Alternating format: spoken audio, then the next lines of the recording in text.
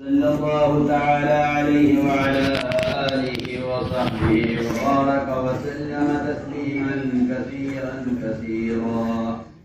أما بعد فأعوذ بالله من الشيطان الرجيم. بسم الله الرحمن الرحيم.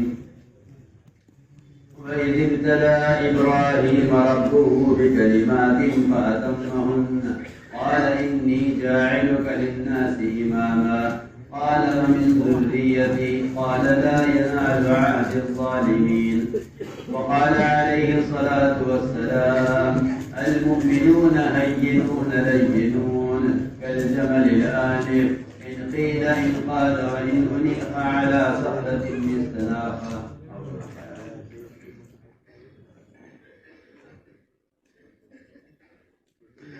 Tuan-tuan berkata Allah SWT,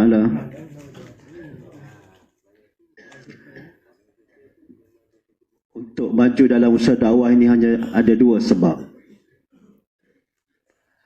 Untuk maju dalam usaha dakwah ni hanya ada dua sebab. Yang pertama ikhlas. Yang kedua istiqamah. Dan ini satu perkara yang asas. Istiqamah hanya akan dapat kepada orang ikhlas dalam usaha. Istiqamah hanya akan diberi kepada orang yang ikhlas dalam usaha. Istiqamah hanya untuk mukhlisin. Kerana dalam Al-Quran Allah telah jelaskan banyak tempat tentang perkara ni. Orang yang tidak beriman, yang tidak ada iman, mereka tidak akan dapat datang pada medan usaha. Orang tidak beriman dan mereka yang tidak beriman, mereka juga tidak berzikir kepada Allah SWT. Yani dalam dakwah dan ibadat mereka sentiasa berada di belakang. Orang-orang munafik mereka sentiasa tertinggal di belakang dalam dakwah dan ibadat. Dan orang yang beriman dalam dakwah dan ibadah mereka sentiasa maju di hadapan. Jadi orang yang ahli riak, kenapa mereka tak dapat istiqamah? Orang yang tidak ikhlas, kenapa mereka tidak dapat istiqamah? Kerana segala asas usaha mereka hanya untuk menunjuk kepada orang lain. Asas usaha mereka. Jadi dengar dengan tawajuh tuan Malia, saya nak bagi tahu kepada tuan-tuan. Jadi asas usaha mereka, kerja mereka hanya untuk orang lain. Kalau dia buat, saya akan buat. Kalau dia pergi, saya akan pergi. Dan kalau saya akan dapat sesuatu, saya akan buat. Tapi kalau ada bahaya, kita akan tunggu di belakang. Kerana tidak ada janji tidak ada yakin pada janji, maka orang munafik sentiasa tertinggal di belakang. Kerana tidak ada yakin pada janji, orang munafik sentiasa tertinggal di belakang. Jadi dalam Al-Quran Allah SWT telah bagi tahu mengenai mereka tentang zikir, sembahyang, jihad. Banyak tempat Allah telah jelaskan dalam Al-Quran tentang sifat mereka. La yadhkuruna Allah illa qalila, la ya'tuna al-ba'sa illa qalila.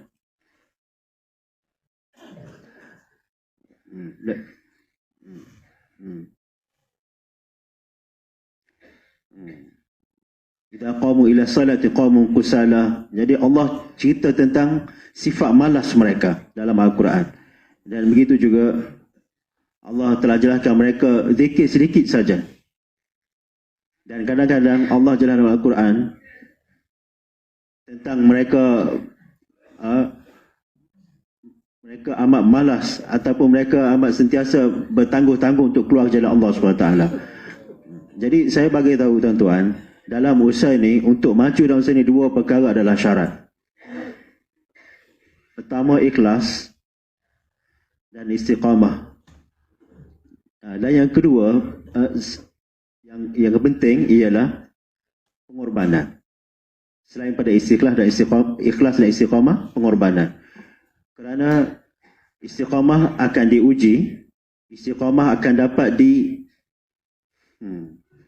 dinilai. Ujian bagi istiqamah dan kerana istiqamah ni tidak akan dapat pastikan hanya pada satu tempat sahaja. Bahkan Allah SWT untuk lihat dalam istiqamah dan ketaatan ni, hamba dia, Allah SWT bawa satu perintah secara tiba-tiba. Bagi satu perintah secara tiba-tiba untuk menguji istiqamah hamba dia. Allah bawa perintah yang tiba-tiba. Dengan tawajuh tuan-tuan mulia. Kerana dalam satu kebiasaan, dalam suasana kebiasaan akan menyebabkan seseorang itu akan timbul kelalaian. Tapi bila datang satu perintah yang bertentangan dengan kebiasaan, maka seorang hamba itu akan diuji.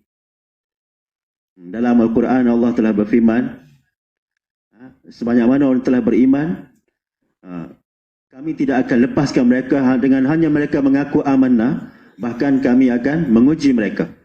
Kami tidak akan biarkan mereka hanya setakat mereka mengaku kami telah beriman, tapi kami pasti akan uji mereka. Kami tak biarkan mereka mengaku amanah sahaja.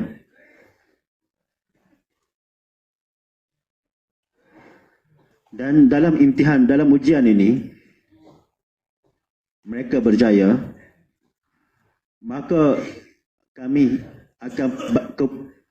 akan putuskan mereka kejayaan untuk selama-lamanya. Tapi kalau mereka gagal, maka kami akan keluarkan mereka daripada barisan hamba-hamba yang taat. Jadi Allah SWT bawa perintah, yang dalam perintah tersebut Allah nak uji kita. Dalam perintah tersebut Allah nak uji kita. Cuba kita bayangkan tuan-tuan mulia, satu orang, kalaulah dia tidak datang pada hari ujian, maka dia tidak akan begitu risau seperti seorang yang ada dalam hari imtihan, hari ujian.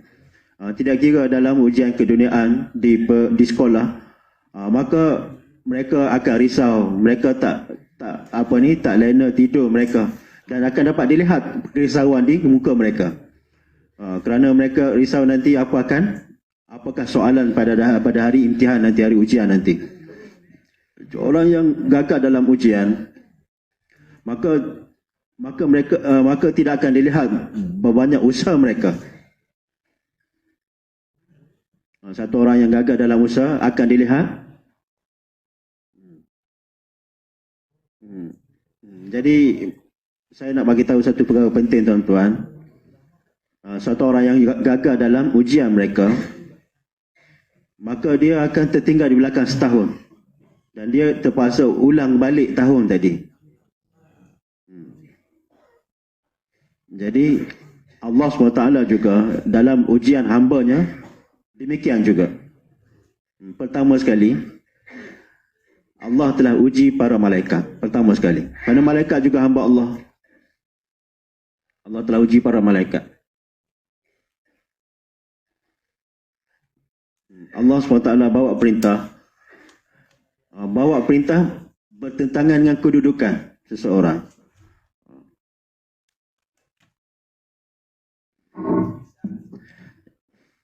Dalam dunia ni tuan-tuan mulia, ramai orang yang bila syariat memerintahkan mereka untuk lakukan satu perkara, maka mereka akan mula lihat adakah perintah ni bersesuaian dengan kedudukan saya ataupun tidak, munasib untuk kedudukan saya ataupun tidak. Dengan tawajuh tuan-tuan mulia, kalaulah perintah tadi bertepatan dengan kedudukan saya, maka dia akan terima, dia akan buat. Tapi kalaulah tidak bersesuaian kedudukan dia, maka dia akan wujudkan berbagai keuzuran, berbagai alasan.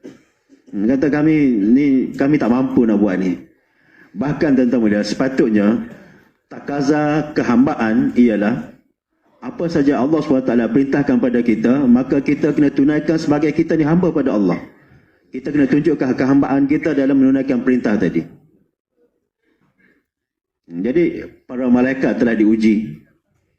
Kedudukan mereka para malaikat di sisi Allah SWT amat tinggi. Allah telah perintah mereka. Ujian yang pertama sekali, Allah telah perintahkan para malaikat supaya sujud kepada jasad Nabi Adam. Jadi ini satu perintah yang begitu bertentangan dengan kedudukan para malaikat. Jadi Nabi Adam masih baru dan para malaikat ni dah lama. Jadi dari segi zahirnya, orang baru ni mereka baru, mereka adna, dan orang lama ni a'la, tinggi. Tapi ini satu ujian, ini satu imtihan. Jadi semua malaikat telah sujud dengan perintah Allah SWT, tapi iblis aba wastakbara, dia telah ingkar kerana takabur. Kerana perintah ni tak bersesuaian dengan kedudukan saya.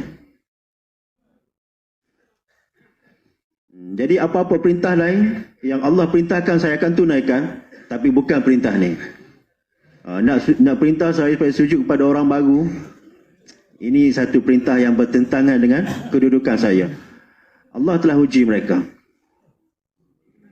Jadi dalam ujian ini dalam ujian ini iblis telah gagal. Iblis telah gagal.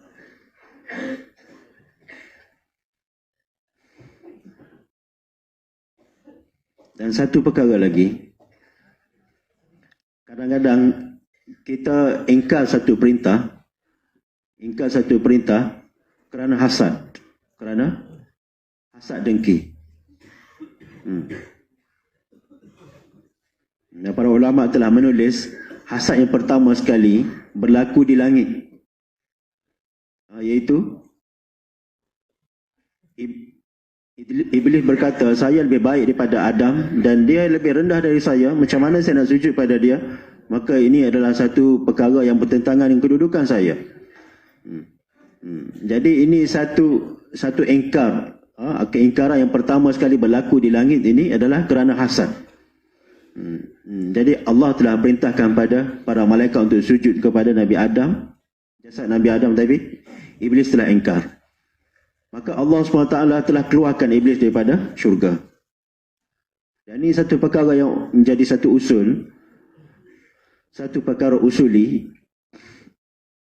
Bila syaitan dijauhkan daripada kebaikan, maka dia telah bersumpah, aku pasti akan pujuk rayu orang lain, akan bawa dia supaya dia terjauh pada rahmat bersama-sama dengan aku.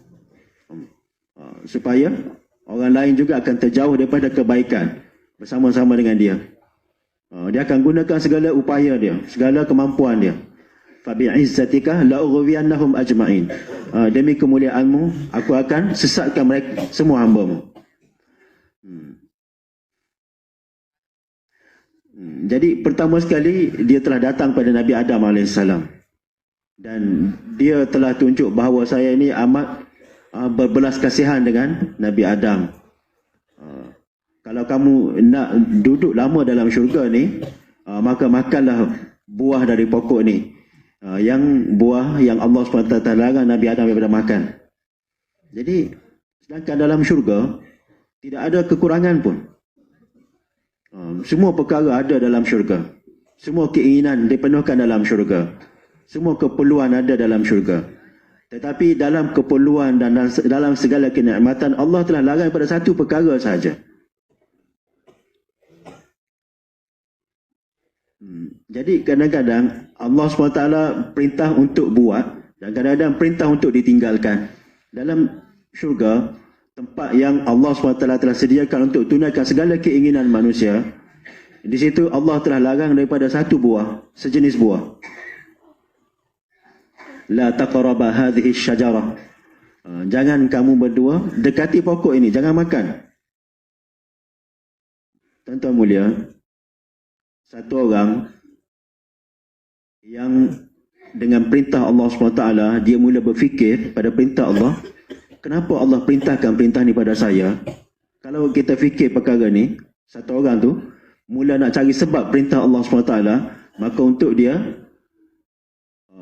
akan jadi mudah untuk dia mengingkari perintah tadi. Bila dia mula berfikir kenapa Allah perintah ni, maka akan terbuka pintu untuk dia ingkar pada perintah Allah. Dia akan cari sebab. Mungkin kerana sebab ni Allah telah larang, mungkin kerana begini Allah telah larang. Tuan-tuan mulia, jangan kita cari illat, sebab bagi sesuatu perintah Allah SWT. Kita tak perlu nak tahu, tak perlu nak cari kenapa Allah perintahkan pada kita. Jangan cari kenapa Allah perintah. Bahkan perintah Allah SWT kita kena tunaikan kerana ialah perintah Allah. Tunaikan perintah Allah kerana ialah perintah Allah. Syaitan telah berkata, kamu tahu tak? Kamu tahukah bahawa kenapa Allah SWT telah larang kamu daripada makan buah ni? Jadi Nabi Adam mula terfikir, kenapa? Bila soalan telah diajukan, mula terfikir. Maka dia kata, okey, kamu tak tahu, aku bagi tahu. Supaya kamu tidak akan kekal dalam syurga selama-lamanya. Kalau kamu makan, kamu akan kekal dalam syurga. Dan kalau kamu tak makan, nanti satu hari kamu akan terpaksa keluar dari syurga. Maka ini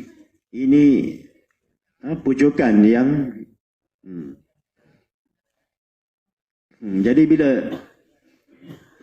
jadi syaitan dia telah bernekat bahawa dia akan keluarkan Nabi Adam daripada syurga. Jadi saya bagi tahu tadi, satu orang yang telah dimahrumkan, dijauhkan daripada kebaikan, maka dia akan berusaha untuk jauhkan orang lain juga daripada kebaikan.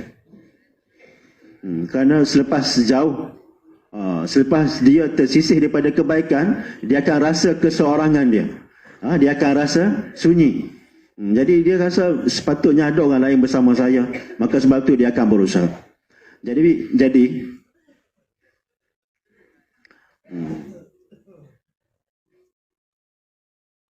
dia kata apa? Inni lakuma laminan nasihin. Aku adalah satu orang yang inginkan kebaikan untuk kamu berdua. Kamu ikutlah nasihat aku. Makanlah buah ni, nescaya kamu akan sentiasa kekal dalam syurga. Kalau tidak, kamu sendiri, aku pun telah dikeluarkan daripada syurga sebab aku tak makan buah ni.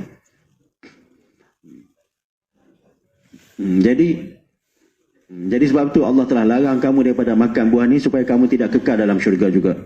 Maka Nabi Adam AS dengan isteri baginda telah makan. Jadi tuan-tuan mulia, kita bukan nak tengok berapa banyak bahagian agama yang telah kita amalkan. Bahkan kita nak tengok setiap perintah Allah SWT adakah kita sudah tunai ataupun belum. Satu perintah yang Allah telah uji kita, kita nak tengok adakah kita dah tunaikan belum ataupun belum. Kita bukan nak tengok sebanyak mana kita telah buat, apa yang kita telah buat sebelum ni, tapi kita nak tengok perintah yang sekarang ni adakah kita tunaikan ataupun tidak. Jadi Nabi Adam AS telah dikeluarkan daripada syurga. Ada satu kesilapan. Tapi satu orang yang buat kesilapan dan dia takut dengan kesilapan tadi, maka Allah SWT akan kembalikan mereka dalam syurga. Tetapi orang buat satu silap, kemudian dia berkeras dengan kesilapan dia tadi, maka dia akan jauh, semakin jauh. Jadi Nabi Adam AS buat kesilapan, tapi baginda telah bertaubat, telah menyesal, dan Allah telah kembalikan baginda ke dalam syurga. Tapi syaitan buat silap, tapi dia telah berdegil kesilapan dia, maka dia telah kekal dalam neraka. Jadi tuan-tuan mulia, pertama sekali imtihan, Allah akan perintahkan satu perintah yang bertentangan dengan kedudukan kita.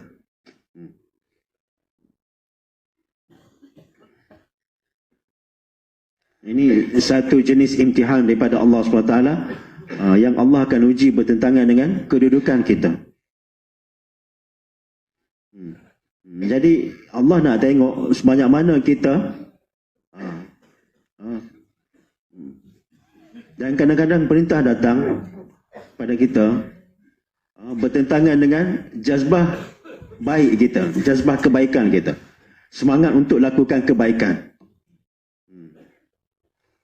Jadi kenapa Allah uji para malaikat terlebih mula-mula sekali? Kerana mereka kedudukan yang tinggi. Yang kedua, Allah telah uji para anbiya. Kerana para anbiya ni mereka mempunyai semangat yang tinggi untuk buat kebaikan. Dengan tawajuh tuan mulia. Para anbiya, Allah telah uji mereka bawa perintah yang bertentangan dengan jazbah khair, maknanya semangat kebaikan mereka, semangat untuk buat satu kebaikan. Jadi manusia, satu keinginan seorang manusia ini adalah keturunan, anak. Jadi keinginan untuk ada anak, untuk orang keduniaan mereka ingin untuk maksud keduniaan, tapi para anbiya mereka ingin keturunan supaya anak dia akan dapat meneruskan amanah yang Allah SWT telah beri pada mereka. Jadi atas maksud itu para anbiya, para nabi juga ingin keturunan. Jadi Nabi Ibrahim telah doa kepada Allah SWT supaya Allah beri anak kepada baginda yang selepas kematian kewafatan baginda akan dapat meneruskan agama yang telah baginda bawa. Nabi Zakaria AS juga dalam masa tua, umur tua telah doa kepada Allah SWT supaya dapat memelihara amanah yang Allah SWT telah beri pada baginda juga. Maka Allah telah bagi anak pada baginda dalam umur 120 tahun kepada Nabi Zakaria AS. Dan apa maksudnya?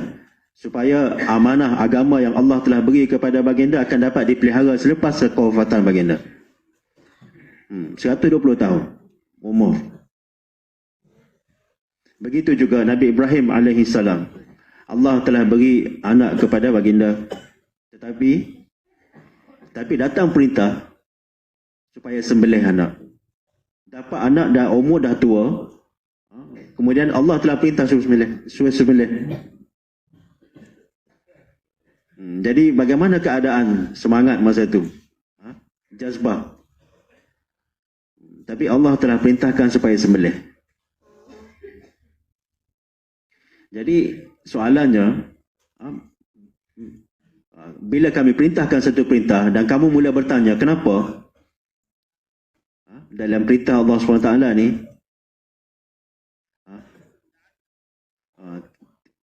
takaza dalam ketaatan ialah, kamu jangan tanya, kenapa perintah ni? Jadi orang yang beri perintah, zat yang bagi perintah itu maha tahu kenapa dia bagi perintah tu. Jadi kenapa sembelih?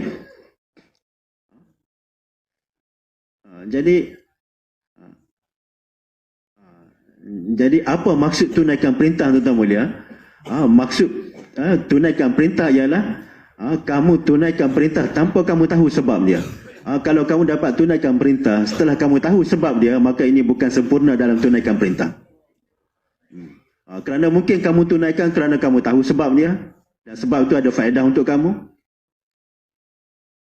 Jadi Nabi Ibrahim AS telah tunaikan perintah.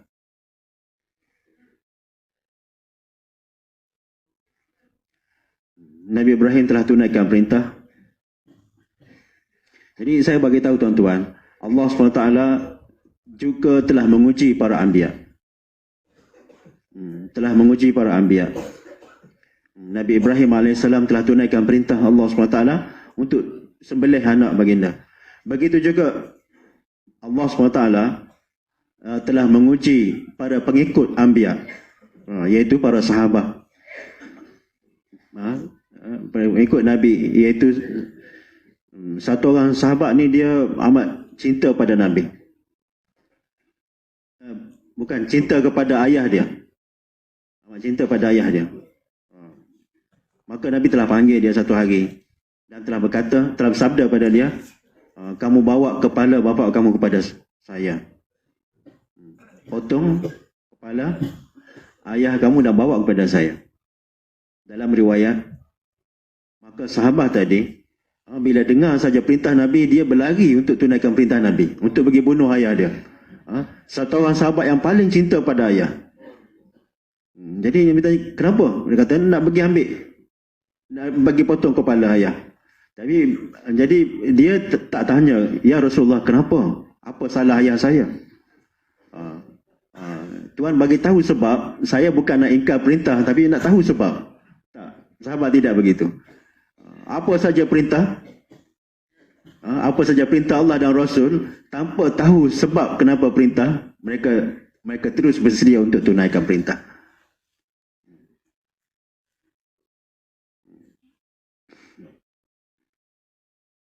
Jadi sebab itu,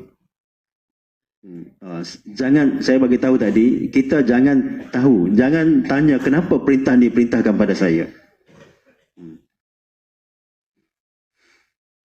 Jadi saya bagi tahu tuan-tuan, untuk imtihan ini, Nabi telah perintahkan begitu kepada sahabat tadi, nak tengok adakah cinta dia kepada Nabi, adakah cinta daripada ayah dia lebih daripada cinta daripada Nabi. Ini satu imtihan, satu ujian. Kemudian Nabi telah panggil balik dia. Kami hanya ingin lihat adakah kamu lebih cinta pada kami berbanding pada dengan ayah kamu. Ini saja kami nak tengok.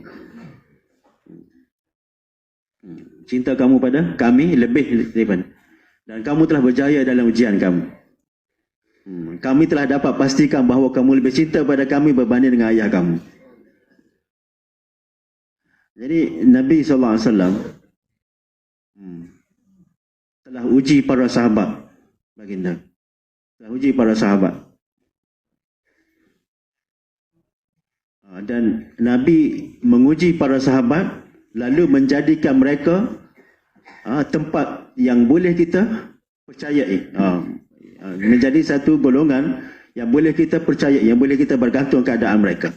Kerana mereka telah diuji oleh Nabi SAW. Ini satu perkara penting, tuan mulia. I'timad, maknanya kepercayaan. Jadi kita wujudkan kepercayaan melalui ketaatan. Kita wujudkan kepercayaan melalui ketaatan. Supaya apa? Supaya dengan ketaatan kita, kita akan dipercayai. Ini satu perkara penting, tuan-tuan mulia, kita nak faham. Kerana dengan ketaatanlah kepercayaan akan datang kepada kita. Orang akan percaya pada kita. Jadi ada Sa'ad radhiyallahu anhu, ketua kaum Sa'ad bin Mu'az. Jadi kaum beliau Banu Quraizah telah mesyuarat dengan kaum. Beliau adalah ketua kaum.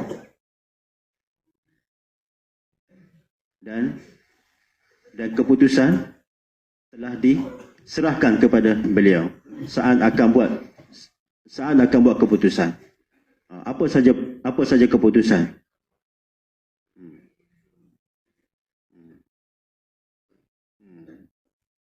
Jadi di satu pihak, satu kaum yang begitu percaya kepada Sa'ad bahawa ini ketua kami dan dia cinta pada kami, suka kepada kami, pasti dia akan buat satu keputusan untuk faedah kami.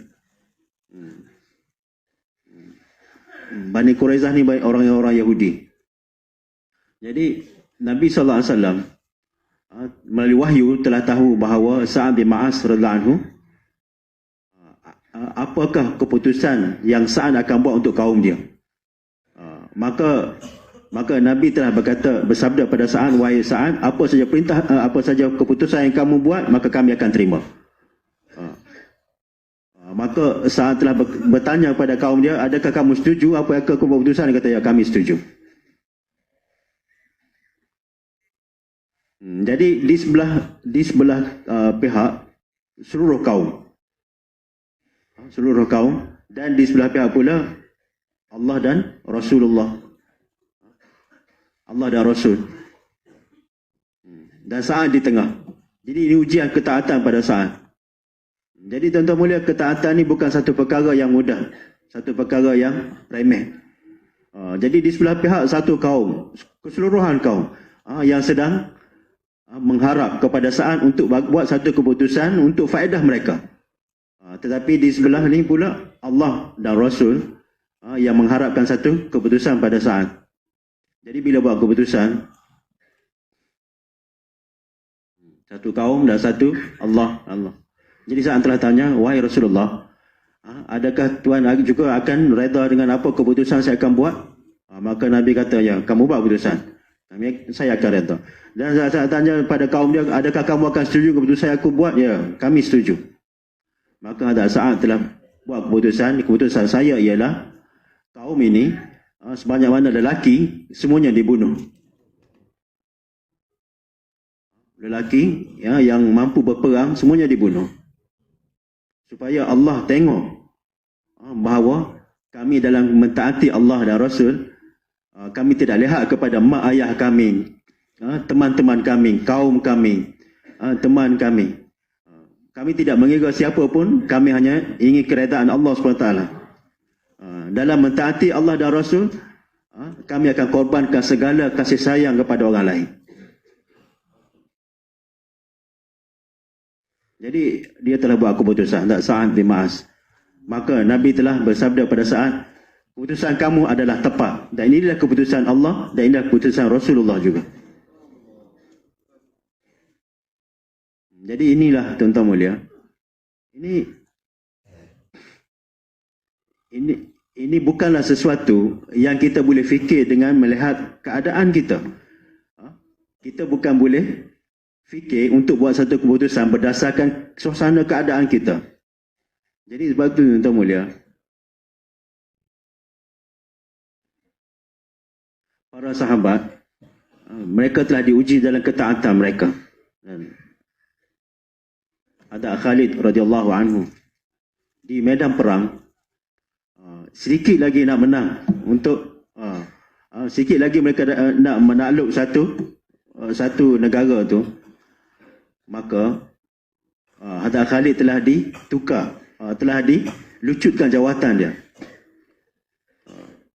Jadi untuk dilihat bahawa kerana bila segala usaha telah dibuat oleh beliau, beliau telah berusaha sungguh-sungguh untuk dapat kejayaan menakluk satu negara, sedikit lagi tinggal dan beliau telah dilucutkan jawatan. Ini satu imtihan ujian untuk melihat adakah setelah kamu dilucutkan jawatan kamu, kamu masih lagi tetap dengan usaha kamu ataupun kamu akan duduk. Ini satu perkara penting tentang mulia untuk kita faham. Kenapa kita buat usaha? Ada Khalid anhu telah dilucutkan jawatan. Pada satu waktu yang masa itu fatah ataupun kemenangan dalam genggaman dia. Dan masa itu datang perintah daripada Amir bahawa jawatan telah ditukar pada orang lain. Sekarang bukan kamu lagi Amir. Jadi kisah-kisah ni adalah untuk bagi kita faham bahawa segala perintah ni kalaulah bertepatan dengan keinginan setiap orang yang buat usaha agama untuk mulia, maka tidak ada kehebatan dalam kita. Dalam istilah syariat, satu kalb muallam, anjing yang telah dididik. Anjing yang telah dididik untuk memburu. Kalbun muallam. Jadi anjing ni amat bijak. Anjing ni bila diisyarahkan sahaja, maka anjing tadi akan berlari untuk menangkap binatang yang nak ditangkap, diburu. Anjing buruan. Jadi anjing yang macam ni, bila dia tangkap dan dia bawa binatang buruan tadi, maka binatang tadi halal. Walaupun dia gigit, halal. Tapi syarat dia, ada 3 syarat. Ada 3 syarat untuk jadikan anjing ni layak untuk dijadikan kalb mu'allam tadi. Satunya, pertama, anjing tadi, bila dia memburu, bila dia dilepaskan untuk memburu, maka dia tak makan untuk dia sendiri. Bahkan dia tangkap dan dia bawa kepada tuan dia. Dengan tawajuh tuan dia.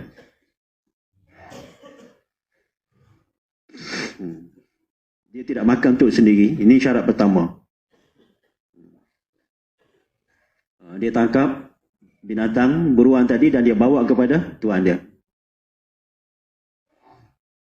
Dan syarat yang kedua,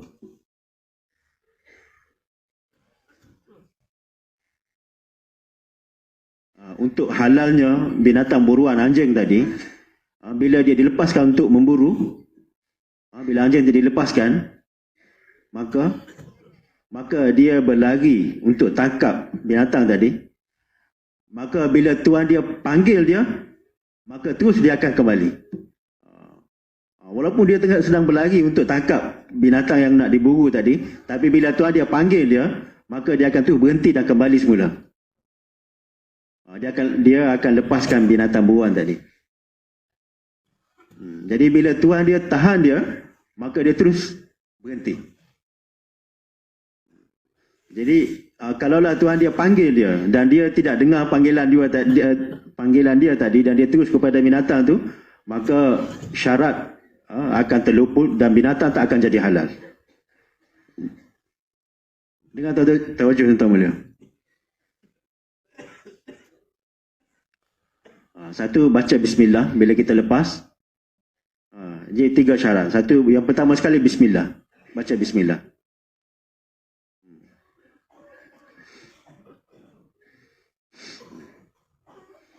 Jadi bila Tuhan dia panggil dia terus akan datang. Walaupun dia sedang berlari untuk tangkap binatang.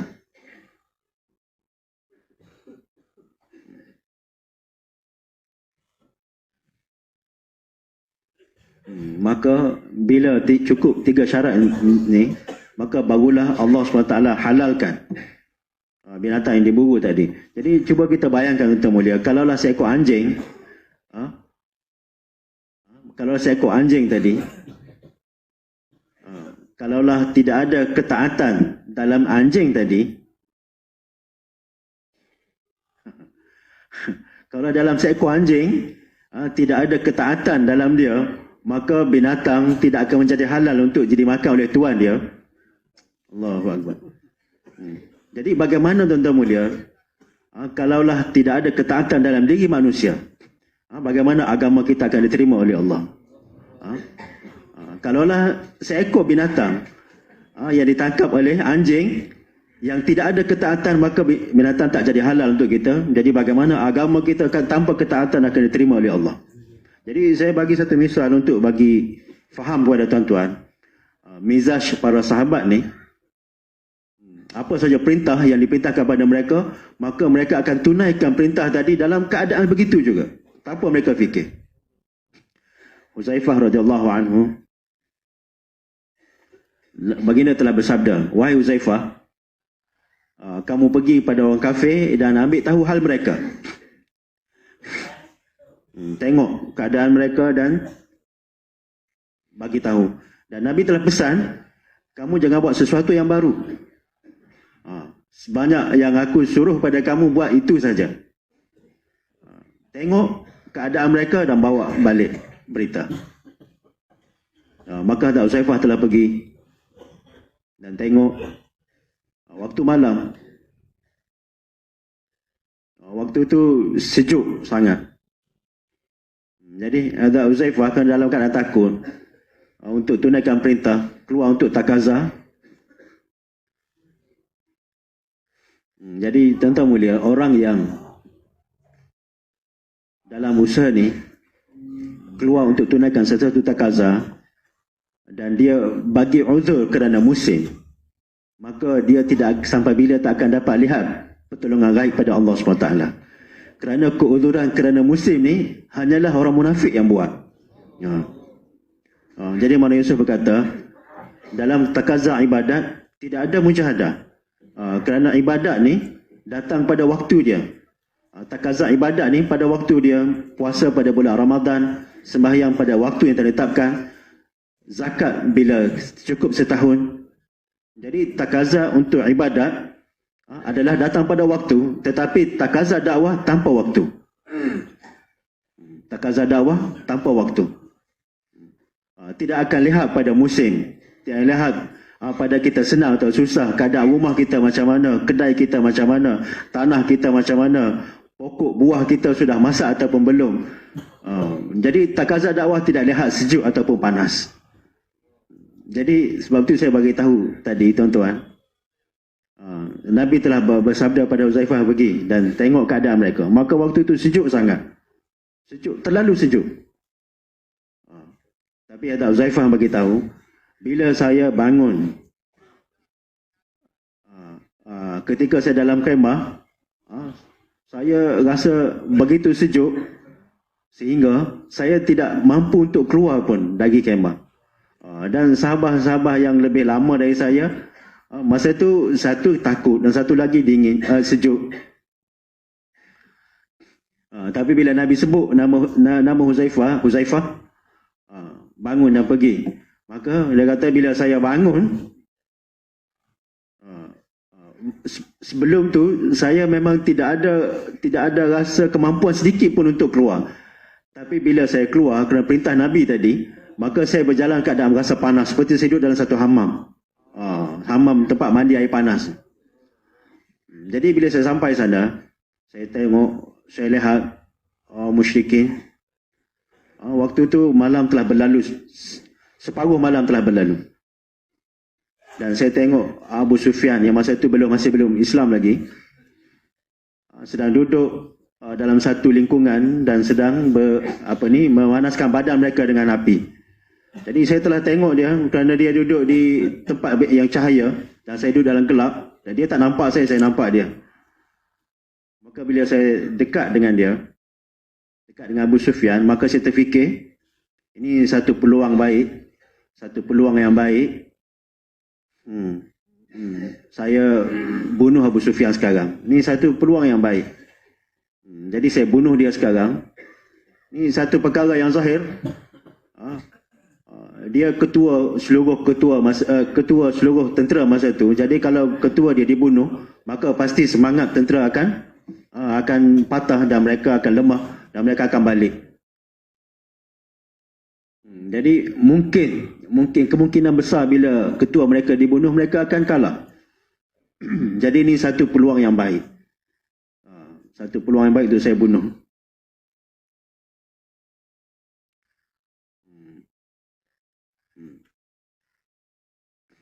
Jadi Huzaifah kata saya telah pegang anak panah saya dan telah tarik busur panah saya. Tapi kemudian tiba-tiba saya teringat pesanan Nabi.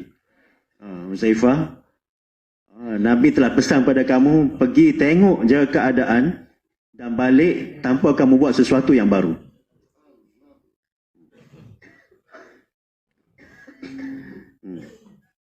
Jadi hanya tengok keadaan mereka dan bawa balik berita. Jadi Huzaifah fikir, dia kata kalau saya bunuh, tidak akan ada satu orang pun yang akan caci saya ataupun marahkan saya kerana saya telah bunuh ketua orang musyrikin. Tapi tiba-tiba teringat pesanan Nabi SAW supaya jangan buat sesuatu yang baru. Maka dia pun letak balik anak panah dan simpan balik busur panah dia dan kemudian balik kepada Nabi. Dalam perjalanan balik dia jumpa dengan 30 orang malaikat. 30 orang malaikat. Jumpa dengan semua malaikat.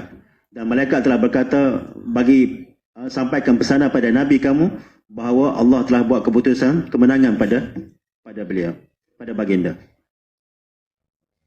Jadi saya bagi tahu kepada tuan-tuan, ketaatan, dalam ketaatan juga ada ijtimaiyat. Dan dalam ketaatan juga ada pertolongan gaib pada Allah SWT. Dan dalam ketaatan jugalah ada kejayaan. Sedangkan tuan-tuan mulia, kalau kita fikir, kalaulah Huzaifah dia bunuh Abu Sufyan, tidak akan ada orang akan marah dengan dia. Tetapi kalaulah dia bunuh, maka dia akan masuk dalam neraka. Kerana Allah SWT, kerana melanggar perintah Nabi SAW. Jadi saya bagi satu misal pada tuan-tuan, para sahabat dalam ketaatan mereka telah diuji. Jadi para sahabat mereka tidak tengok jazbah mereka untuk tunaikan perintah, bahkan mereka korbankan jazbah mereka untuk perintah. Mereka tengok apakah perintah di Hudaibiyah. Nabi SAW telah lihat mimpi. Sebelum tu Nabi telah dalam mimpi, dan mimpi Nabi ni adalah wahyu. Bahawa saya dengan kamu semua, dengan para sahabat telah tawaf di Baitullah, melakukan umrah. Maka bila sahabat dengar macam tu, mereka begitu gembira sekali, bahawa kita dah lama tak buat umrah, dan sekarang kita pergi untuk umrah. Jadi pergi dengan niat untuk umrah sahaja, bukan untuk berperang. Tetapi orang Mekah telah halang mereka di Hudaibiyah. Kami tak benarkan kamu untuk umrah. Dan telah buat syarat, buat perjanjian. Jadi semua ni berlaku. Allah SWT nak tengok para sahabat, adakah mereka boleh korbankan jazbah mereka untuk tunaikan perintah. Kemudian Allah SWT akan bagi kejayaan. Jadi Allah SWT telah bagi kemenangan pada mereka adalah kerana mereka berjaya korbankan jazbah mereka untuk tunaikan perintah Allah SWT.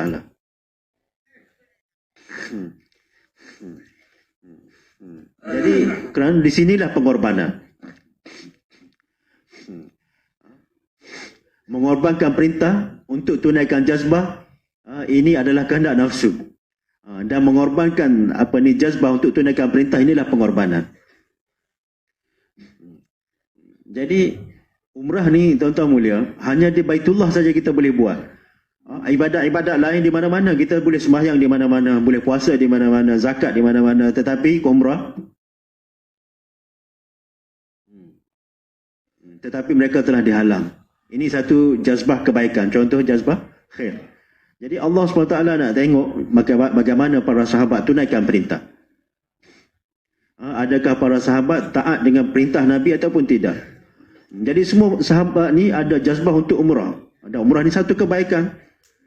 Tetapi bila Nabi perintah kepada mereka supaya balik semula ke Madinah, tanpa umrah. Jadi perintah Allah SWT, maka Umar radhiyallahu anhu telah pergi pada semua orang, tanya, kenapa kita perlu tertekan macam ni? Kenapa kita perlu mengalah kepada kebatilan? Ini rumah Allah. Baitullah ni rumah Allah, bukan milik mereka. Milik Allah. Kenapa kita dihalang untuk datang ke Baitullah? Jadi semua orang bagi tahu pada Umar, kata ini adalah perintah Allah dan Rasul. Kita kena taat.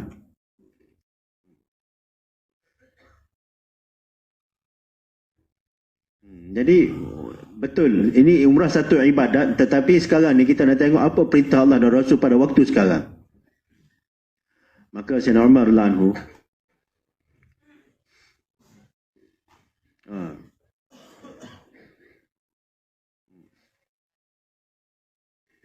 kerana kelakuan beliau tadi,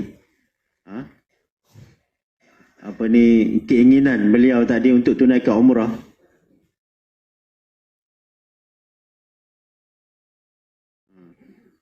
dan kerana perasaan beliau ataupun keadaan beliau tidak bersetuju dengan keputusan Nabi tadi, maka beliau telah rasa takut selepas itu. Dalam riwayat dikatakan, beritahu bahawa kemudian wahyu datang kepada Nabi SAW, maka Sayyidina Umar telah naik tunggangan beliau, telah mengasingkan diri daripada para sahabat, menyesal dengan kata-kata beliau tadi, dan takut, kenapa saya berdegil dengan perintah Allah dan Rasul tadi, kenapa saya ada rasa syak dengan Allah dan perintah Allah Rasul tadi. Jadi saya khawatir bila datang azab Allah SWT ke atas saya, maka sahabat lain juga kena. Jadi sebab itu saya telah mengasingkan diri, takut datang azab Allah. Jadi supaya azab Allah kalau datang kena saya sahaja dan tak kena kepada teman-teman saya. Jadi Quran telah turun pada Nabi. Sayyidina Umar fikir ini mungkin ayat khilaf dengan saya. Maka hari itu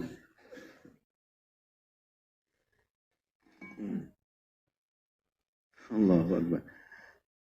Jadi lepas itu Sayyidina Umar bagi tahu, saya telah buat banyak amal untuk supaya Allah SWT maafkan kesalahan saya, supaya maafkan kesalahan saya kerana berkeras untuk mengerjakan umrah.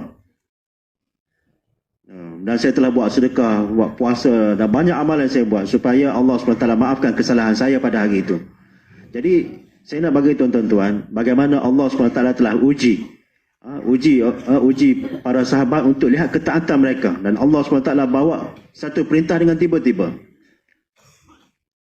untuk lihat sebanyak mana jazbah ketaatan yang ada dalam mereka. Jadi Sayyidina Umar radhiyallahu anhu dalam keadaan sedih, dalam keadaan risau tadi, maka Nabi telah panggil, mana Umar, panggil dia ke sini. Maka orang telah bagi tahu, telah panggil Umar dan bawa pada Nabi sallallahu alaihi wasallam, dan baginda telah bersabda, dan dia masa berjalan pergi jumpa Nabi, terfikir ini mesti Nabi nak bagi tahu ayat khilaf dengan saya. Allah telah marah dengan saya. Maka Nabi bagi tahu, bila sampai bagi tahu, wahai Umar, bergembiralah kamu, kerana Allah SWT telah turunkan janji kemenangan ke atas Mekah. Walaupun pada zahirnya mereka telah tertindas dalam perjanjian tadi. Mereka tertekan, mereka telah ditekan dalam perjanjian tadi. Perjanjian yang berat sebelah. Jadi, tetapi apakah ayat yang turun? Inna fatahna laka fatahan mubina. Wahai Umar, bergembiralah kamu. Jadi sebab tu saya bagi tahu tadi, di sisi Allah SWT, kejayaan yang sebenarnya ialah bukan dalam kamu tercapai maksud kamu, tapi bila kamu dapat korbankan perasaan kamu, jazbah kamu untuk tunaikan perintah Allah. Inilah kejayaan untuk kamu. Jadi sahabat bagi tahu, Hudaibiyah inilah fatah sebenarnya. Bukan fatah Mekah tu fatah, tapi Hudaibiyah adalah fatah. Jadi tuan-tuan mulia, kadang-kadang datang perintah Allah SWT, begitu susah untuk kita tunaikan perintah tadi. Dalam satu keadaan yang begitu susah untuk kita tunaikan perintah tadi. Dalam satu safar, para sahabat, makanan telah habis. Makanan telah habis. Segala bekalan telah habis. Tidak ada satu pun untuk dimakan. Dan mereka begitu lapar sekali. Mereka begitu lapar sekali, seluruh para sahabat. Tidak ada bekalan makanan. Maka sahabat telah terfikir, kita tak akan dapat tinggal keadaan begini. Jadi berjalan kaki lebih baik daripada kita lapar macam ni. Jadi baik kita sembelih binatang tunggangan kita, dan kita akan makan daging, dan kita akan dapat tenaga untuk kita berjalan. Tak apa, binatang tunggangan kita kurang sedikit. Ini masih lagi kita boleh bertahan daripada kita lapar. Berjalan kaki lebih mudah daripada kita menahan lapar macam ni. Maka sebelum itu kaldai masih halal. Kaldai seperti lembu, kerbau dan sebagainya, dia boleh disembelih dan dimakan. Jadi Allah SWT melihat semua keadaan. Mereka keadaan lapar dan tidak ada satu makanan pun untuk mereka makan masa itu. Jadi mereka telah sembelih kaldai dan telah buat daging, telah potong dan telah masak. Dan daging kaldai tadi sedikit lagi tinggal masa untuk masak. Dan sahabat semua telah menunggu keadaan lapar. Jadi dalam riwayat, daging tadi sedikit lagi untuk masak. Dan makanan, semua sahabat sudah duduk untuk makan dalam keadaan lapar. Dan tidak ada makanan lain daripada daging kaldai tersebut sahaja. Maka dalam keadaan itu, Allah SWT telah turunkan perintah haramkan kaldai. Daging kaldai haram. Jadi Nabi SAW telah hantar satu orang buat elan bahawa Allah SWT telah haramkan daging kaldai.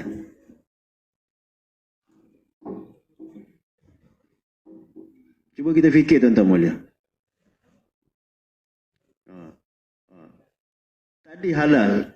Bila kita dalam keadaan perlu macam ni, berhajat macam ni, maka tidak ada satu orang pun para sahabat kata, nantilah kita tunaikan, kita makan dulu. Tak ada.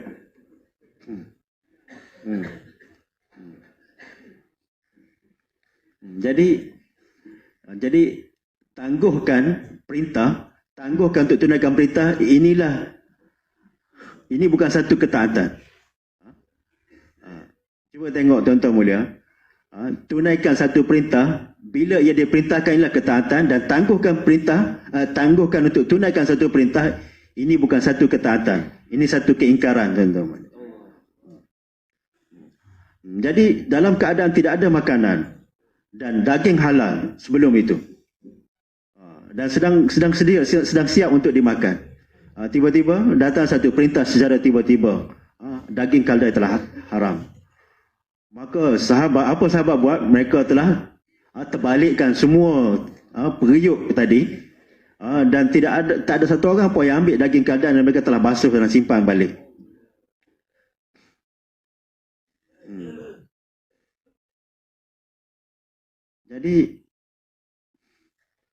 Jadi saya bagi tahu tuan-tuan tadi, kadang-kadang perintah datang khilaf dengan kedudukan kita, khilaf dengan jazbah kebaikan kita, dan begitu juga hukum datang, perintah akan datang bertentangan dengan kebiasaan kita. Jadi biasanya sahabat sembahyang menghadap ke arah Baitul Maqdis, sehingga Quran berkata, ini mereka lah orang-orang yang bodoh yang akan berkata, apakah yang telah menyebabkan mereka menukar arah kiblat mereka. Maknanya satu orang yang bertanya, kenapa perintah ni datang, ini sifat orang-orang yang bodoh dalam Quran. Allah bagi tahu, saya qulu sufaha.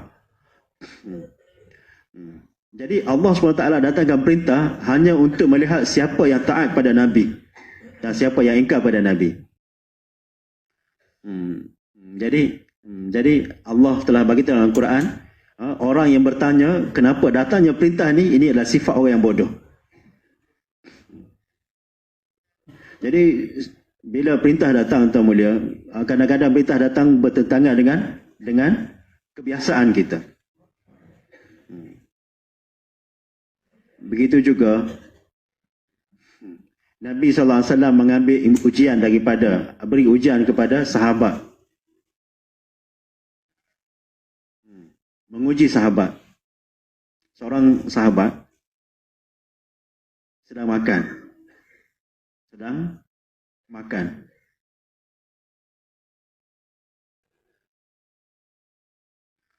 Jadi dia telah makan dengan tangan kiri.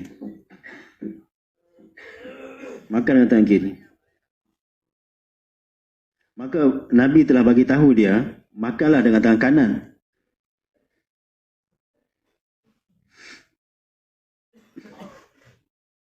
Jadi tuan-tuan boleh ingat, saya nak bagi tahu tuan-tuan satu perkara.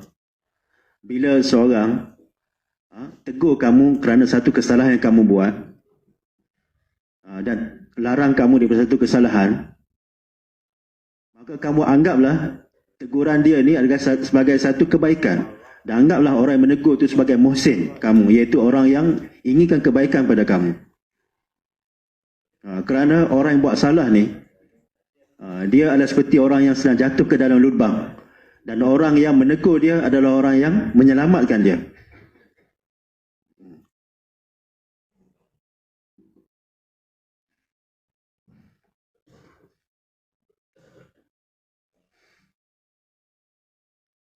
Jadi orang yang menegur seorang yang buat kesilapan, maka dia adalah muhsin. Dan orang yang sedang buat satu kesilapan, dia seperti orang yang sedang jatuh ke dalam lubang. Jadi kalaulah Tuhan tidak tegur saya, tak selamatkan saya, maka saya jatuh dalam lubang. Satu orang yang buta dan dia sedang jatuh dalam lubang, satu orang yang pegang tangan dia, maka betapa dia akan bersyukur kepada orang tadi. Semoga Allah bagi kebaikan pada kamu, kamu terselamatkan saya. Maka saya bagi tahu tadi kisah. Kita kena anggap satu orang yang menegur kita ni sebagai muhsin kita. Jadi ajib tuan-tuan mulia, orang yang mukhlis ni, orang yang ikhlas ni, dia akan menganggap orang yang menegur dia sebagai muhsin dia, orang yang buat baik pada dia. Tapi orang yang riak ni, orang yang takabur ni, dia akan menganggap orang yang tegur dia sebagai musuh dia. Kerana orang riak ni dia suka pujian, dia tak suka teguran. Orang ahli riak ni dia suka pujian, Tapi orang ikhlas, dia suka teguran. Dia suka dia ni ditegur. Tapi orang riak, dia suka orang puji dia.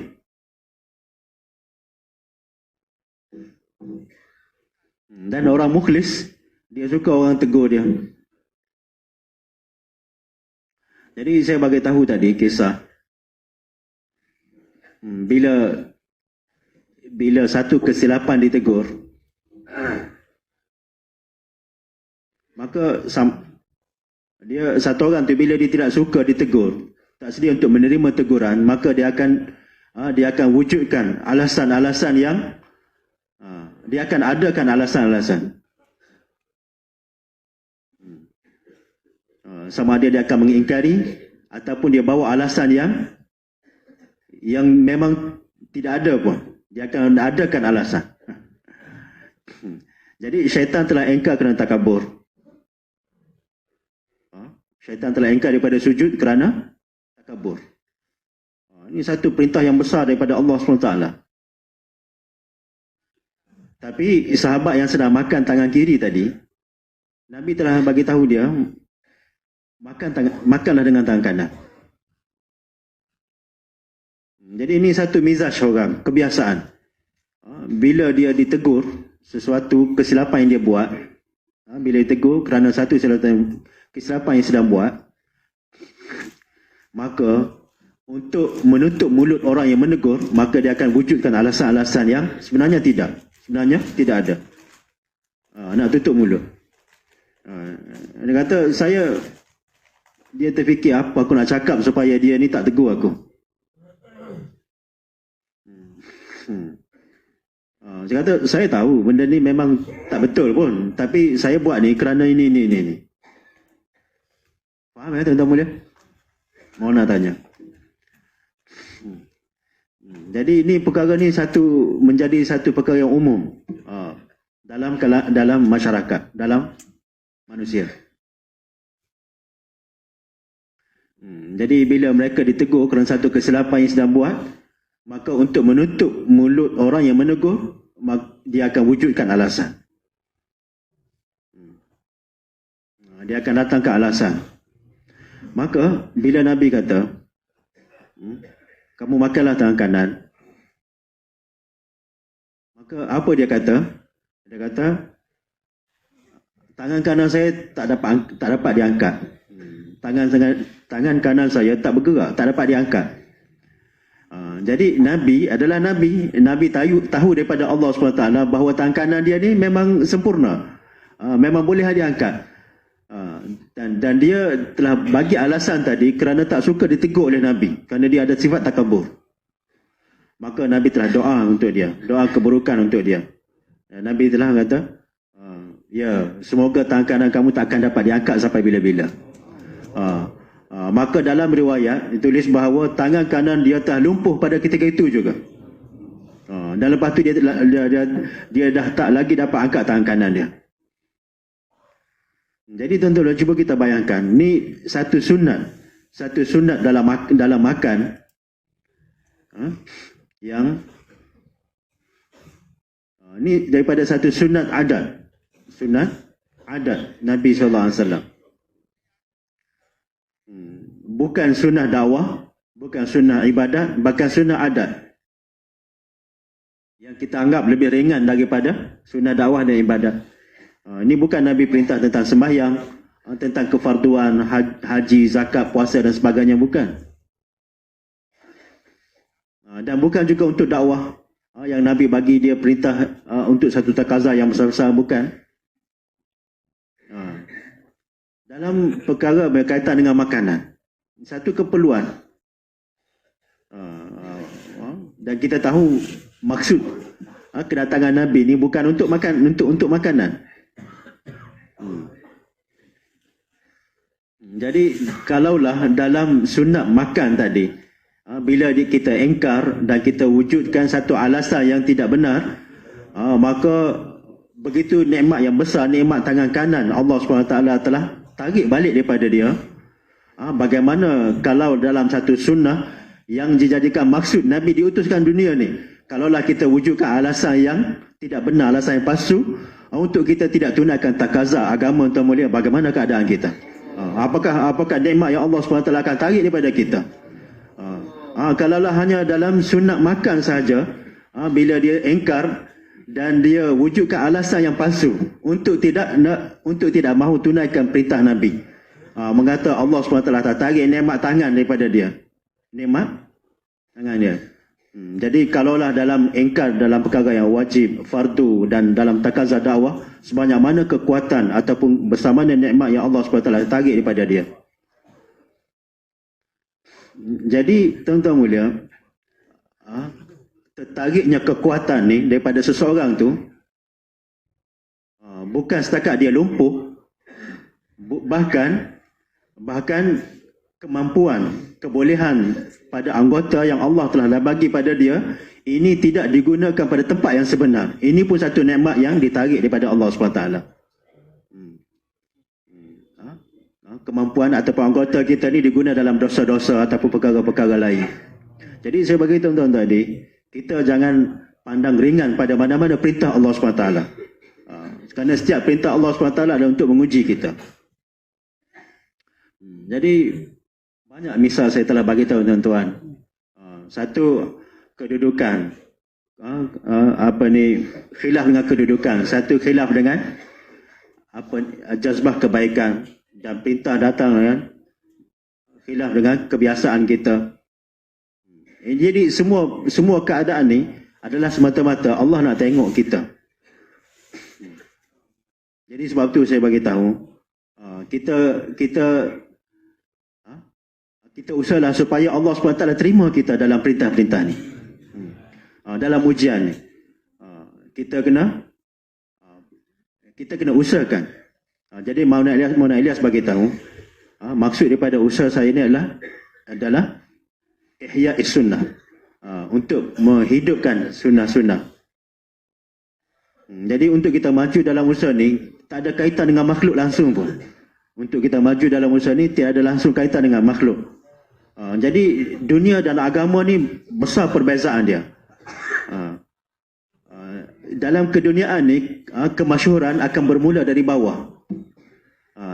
Tapi dalam agama penerimaan dari atas. Penerimaan seseorang itu akan bermula dari atas. Jadi Allah SWT akan elan dalam malaikat, fulan bin fulan, Allah telah redha dengan dia, Allah cinta dengan dia, maka kamu semua cintailah dia.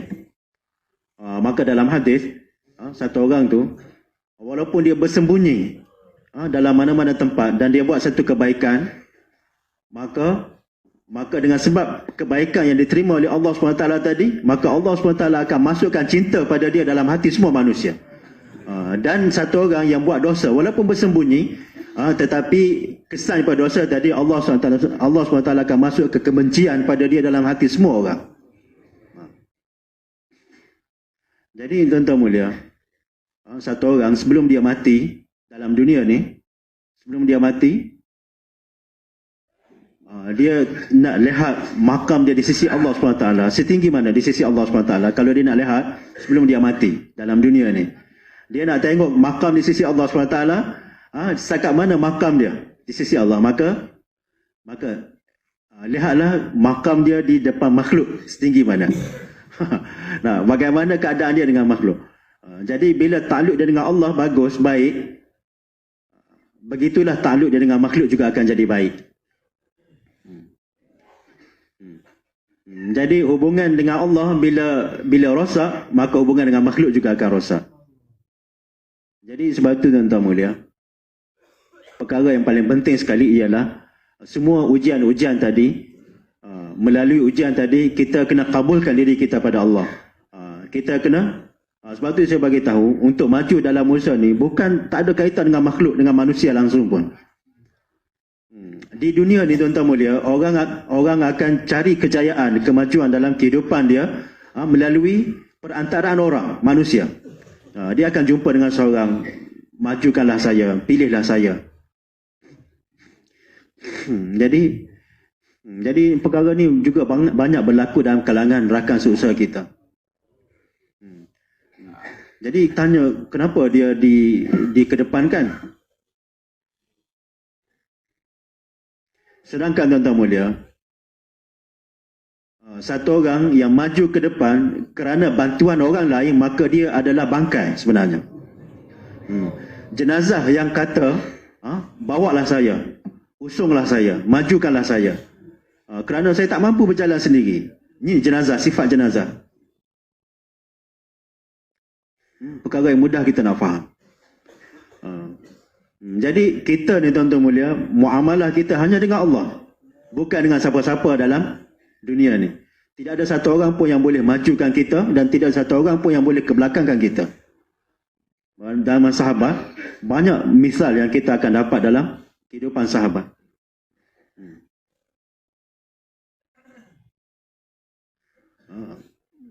Tidak ada satu orang pun yang maju dalam takluk dengan sesiapa. Kerana takluk dengan seseorang dia akan maju dalam usaha, bukan. Kerana usaha ni adalah usaha milik Allah SWT. Dan sebab itu Allah SWT sendiri akan pilih siapa yang Allah nak majukan ke depan dalam usaha ni. Nabi Ibrahim AS, Allah telah jadikan baginda imam kepada millat, imam kepada agama ni. Kerana kami telah pilih. Kenapa? Kerana kamu telah berjaya dalam ujian telah kami uji kamu. Sebab tu kami telah pilih kamu dan jadi kamu imam. Jadi sebab itu tuan mulia, kalaulah kita nak dipilih oleh Allah SWT, maka kita kena jadi hari ni kita dengar intikhabat, election, pilihan raya, kan? Pilihan raya, election, bahasa Urdu dia panggil intikhabat. Jadi semua intikhabat ni adalah berlaku dalam kalangan manusia. Mereka akan belanjakan harta untuk dapatkan vote, untuk dapatkan sokongan daripada orang ramai. Dia akan bagi harta dan beli orang. Dan dia kata, kamu masuk dalam parti saya dan kamu undi saya supaya saya akan menang dalam pilihan raya. Jadi kita tengok betapa lemahnya jalan ni, tuan-tuan mulia. Jadi seluruh dunia ni, makhluk dalam dunia ni, di sisi Allah SWT tidak lebih daripada sebelah sayap nyamuk pun. Jadi apakah sokongan ataupun bantuan yang kita akan dapat daripada makhluk yang lemah seperti sebelah sayap nyamuk? Satu orang tidur pada waktu malam dan Allah SWT akan balikkan hati dia. Dan bila dia bangun pagi, dia akan engkar parti tersebut, dia akan tinggalkan parti itu. Kita tahu kan, ini perkara ni berlaku. Jadi orang ini dia lompat parti ni, besok dia lompat parti itu pula. Jadi kita tahu satu perkara, harga dia RM1,000. Dan barang ni RM1,500. Maka barang yang sama, harga lebih murah, kenapa saya perlu beli perkara dengan harga yang lebih mahal? Jadi ini keadaan dunia. Bila satu orang janjikan sesuatu, maka dia akan terpengaruh dengan janji tadi. Jadi dengan cara ni, tuan-tuan mulia, Islam sampai bila tidak akan tertegak? Kerana Islam hanya akan tertegak dengan ketaatan, bukan dengan kerajaan. Islam hanya tertegak dengan ketaatan, bukan dengan kerajaan dan harta benda. Jadi saya bagi tuan-tuan tadi, antara kita dengan Allah, betulkan takluk kita, betulkan hubungan kita dengan Allah, maka Allah SWT akan buat keputusan penerimaan untuk kita. Antara kita dengan Allah, kita betulkan, maka Allah SWT akan terima kita. Jadi tuan-tuan mulia, saya bagi tahu tuan-tuan tadi, kita tidak akan maju kerana orang lain. Ini satu medan usaha yang setiap orang bergantung pada usaha sendiri. Dua orang, Suhaib bin Ammar dan Haris bin Hisham. Dua orang, Suhaib bin Ammar dan Haris bin Hisham, dua orang. Dia duduk kiri kanan Sayyidina Umar radhiyallahu anhu. Kerana duduk di sisi Sayyidina Umar, duduk dalam majlis Umar ni, ini satu ruang yang amat susah sekali. Kerana kehebatan Sayyidina Umar tadi, orang takut dengan beliau. Jadi ini satu perkara usuli, satu perkara usul. Orang yang ada dalam medan usaha, maka jadi ingat tuan-tuan mulia, dengan zemidar, hanya mereka yang akan kekal dengan zemidar ni orang yang sentiasa buat usaha. Amlah yang akan kekal dengan zemidar ni hanya amlah yang ada sifat taat.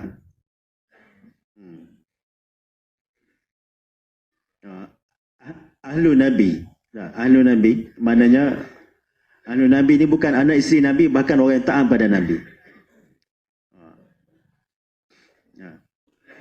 Maknanya orang yang rapat dengan Nabi ini bukan bermakna dia anak isteri Nabi maka dia dikira ahlu Nabi, mana keluarga Nabi, bukan. Bahkan kalau dia taat pada Nabi maka barulah dia layak untuk jadi keluarga Nabi. Jadi walaupun isteri kita panggil ahliyah, kan? Dan keluarga anak, keluarga kita panggil ahlu. Ahlu maknanya keluarga. Jadi isteri ni ahliyah, kita panggil ahliyah. Boleh tukar ke tuan-tuan mulia? Tak boleh. Memang nama dia pun nama ahliyah. Ahliyah. Tetapi Allah SWT dalam Al-Quran, Allah telah ingkar perkara ni. Allah telah ingkar perkara ni. Anak dan isteri ni bukan hak kamu. Bukan anak isteri kamu jika dia ingkar pada kamu. Innahu laisa min ahlik. Jadi Allah telah berfirman pada Nabi Nuh bahawa anak kamu ni bukan keluarga kamu. Kemudian siapa ahlik sebenarnya? Siapakah ahli kamu sebenarnya? Ialah mereka yang taat pada kamu. Jadi dalam satu ayat Allah SWT telah fa'asri bi ahlika biqat'in minal lail. Fa'asri bi ahlika innahu musibuha ma asabahum inna maw'ida. Jadi Nabi Lut alaihi salam, Allah SWT telah bayankan kisah fa'asri bi ahlika. Kamu keluarlah pada waktu malam, bawa keluarga kamu.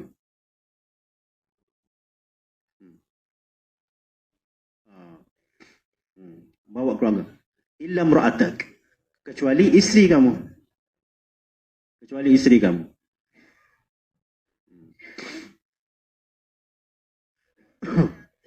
Kecuali ahliya kamu. Illa mra'atak. Innahu musibuha ma asabahum. Kerana azab yang bakal datang kepada kamu akan menimpa ke isteri kamu juga. Kerana apa? Kerana dia bukan ahli kamu. Walaupun nama dia ahliyah, tapi dia bukan ahli kamu. Dan begitu juga kaum bukan tidak ada hubungan saudara dengan kita.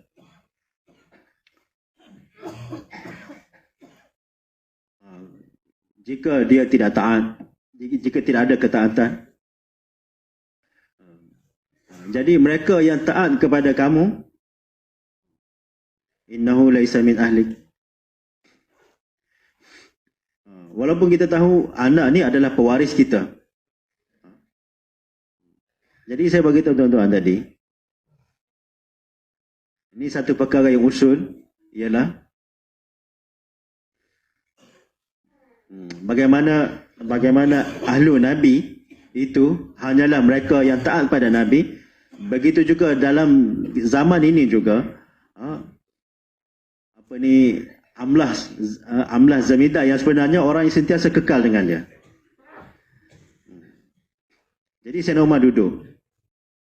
Dan Suhaib bin Ahmad dan Harith bin Hisham, dua orang telah masuk dalam bilik dan telah datang duduk di kiri kanan Sayyidina Umar. Jadi ini satu perkara yang zahir. Dapat duduk dekat dengan Sayyidina Umar. Maka dia mula terfikir, kita dah datang ke sini dan kita dah dalam satu tempat yang tinggi. Sekarang tiada siapa yang boleh alihkan kita dari sini. Kemudian seketika kemudian jemaah telah balik dari keluar jalan Allah SWT dari negara-negara luar dan sedang keluar. Jadi balik dan mereka mula bagi tahu Kakuzari pada Sayyidina Umar. Jadi bila jemaah tu masuk ke dalam bilik tadi, dua orang yang duduk di kiri kanan tadi, Sayyidina Umar kata, Suhail, alis sikit, biar dia masuk duduk di sini. Maka Suhail sedikit, jemaah telah datang masuk duduk kat depan. Dan Sayyidina Umar telah dengar ahwal Kakuzari. Kemudian datang jemaah kedua. Dia datang nak bagi tahu Kakuzari, maka Sayyidina Umar, Haris, kamu ke belakang sedikit biar jemaah ni masuk ke depan. Maka bila jemaah mula datang, maka Haris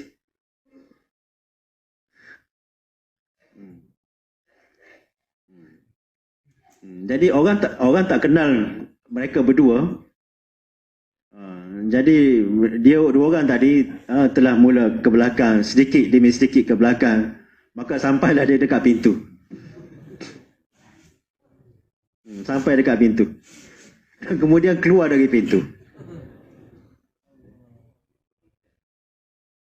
Jadi duduk di mana? Duduk tepi Umar. Ni satu kisah yang ajib, orang kata.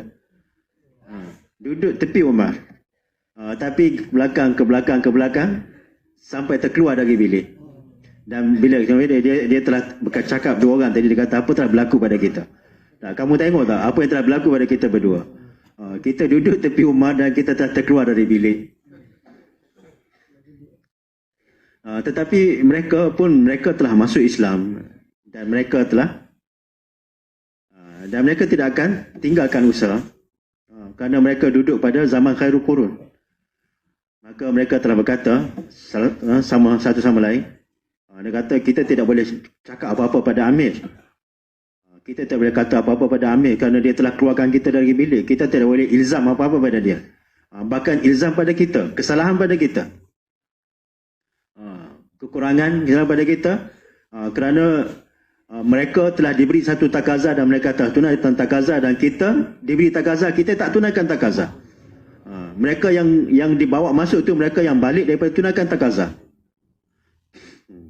Maka kemudian bila orang telah balik, dia datang lagi jumpa dengan Umar. Dia kata, Amir Mu'minin, apa yang telah berlaku pada kami? Kami duduk dekat dengan Tuhan dan kami telah dikeluarkan dari bilik. Maka Sayyidina Umar kata, cuba kamu fikir, cuba kamu fahamkan. Kenapa kamu ke belakang dan kenapa mereka ke depan? Kenapa orang ni telah menyebabkan kamu ke belakang? Maka Sayyidina Umar kata, takaza diberi pada kamu dan pada mereka juga. Kamu tak tunaikan takaza dan mereka telah tunaikan takaza. Maka sebab kamu tak tunaikan takaza, kamu tak layak duduk di depan. Jadi, begitu. Jadi kalaulah kamu sentiasa pada takaza, tunaikan takaza, maka tidak ada siapa pun yang boleh kebelakangkan kamu. Jadi tuan-tuan mulia, maka mereka berdua kata, dia kata sampai hari ini, segala kesilapan kita minta ampun pada Allah SWT. Dan selepas ini, bagaimana kita akan bersama dengan mereka? Di dunia kami dah tak dapat bersama dengan kamu kerana kamu begitu ke depan dalam pengorbanan. Kamu telah sampai satu tahap yang tinggi dalam pengorbanan. Jadi di dunia kami mungkin tak akan bersama dengan kamu. Tetapi Sayyidina Umar ini Sayyidina Umar bagi tahu pada mereka. Dia kata, Sayyidina Umar kata, kamu berdua sekarang ni, kamu keluarlah ke negara yang berlainan dan kamu buatlah usaha agama sehinggalah kamu mati di negara tersebut, jangan kamu balik. Maka saya harap, Sayyidina Umar kata, saya harap dengan pengorbanan ini mungkin di akhirat nanti kamu akan bersama dengan mereka.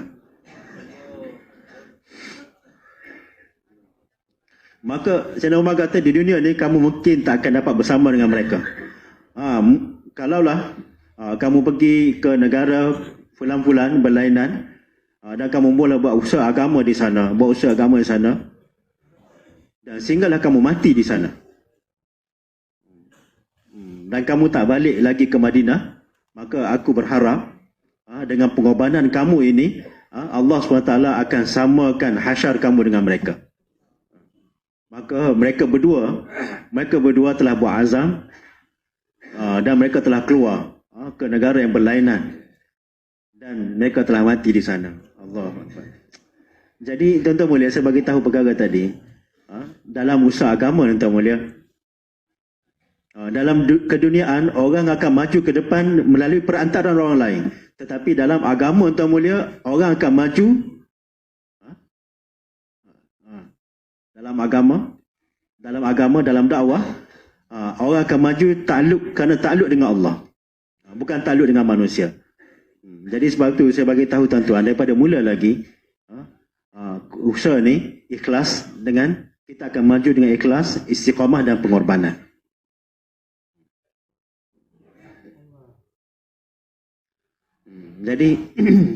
Jadi ini asbab untuk kita maju dalam usaha.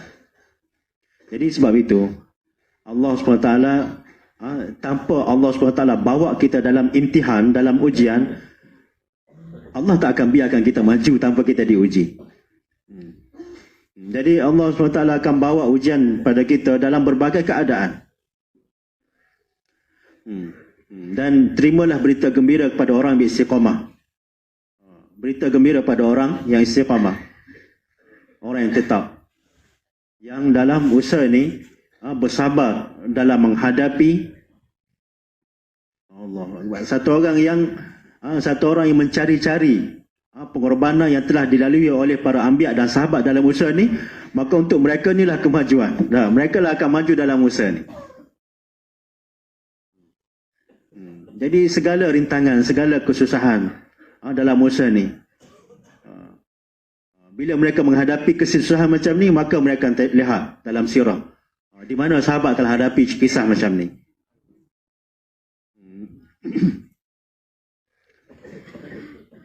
Jadi tuan-tuan mulia,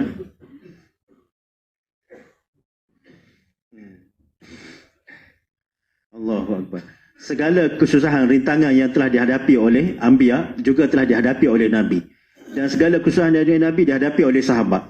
Jadi oleh itu, sesiapa sahaja yang datang dalam usaha ni, maka dia juga akan menghadapi kesusahan yang sama. Jadi sebab itu bila kita menghadapi kesusahan, jangan kita mengadu.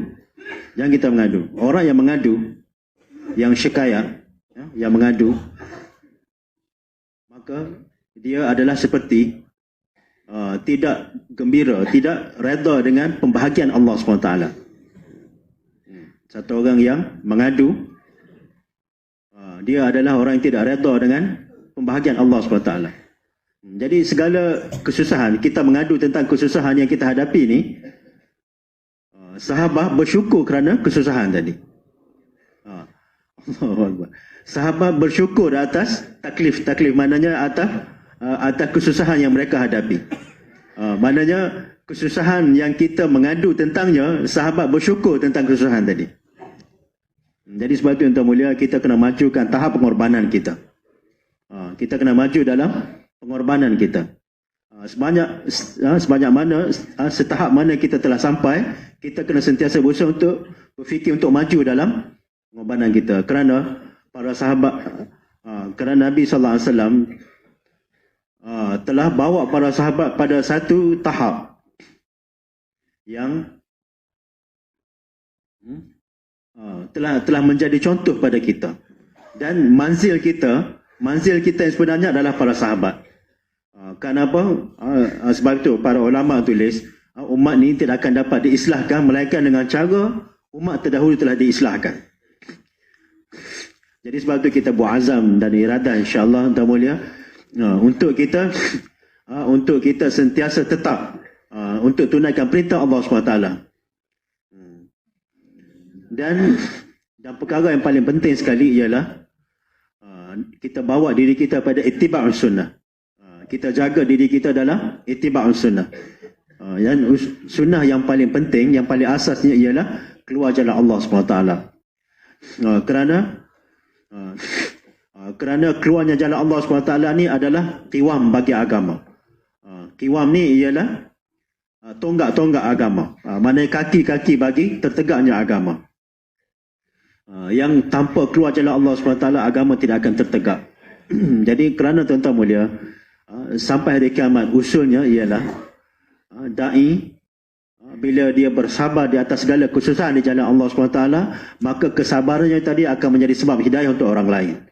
Allah SWT tidak akan pernah sia-siakan pengorbanan da'i. Allah SWT pasti akan jadikan pengorbanan dan sabar dia tadi sebagai sebab hidayah untuk orang kafir. Jadi sebab itu kita buat azam, insyaAllah, ulama yang telah keluar setahun, maka dia buat azam untuk tahun kedua, insyaAllah. Dan ulama yang belum keluar setahun, maka dia buat azam untuk keluar setahun, insyaAllah. Kita yang dah keluar 4 bulan, kita azam untuk 4 bulan setiap tahun, insyaAllah.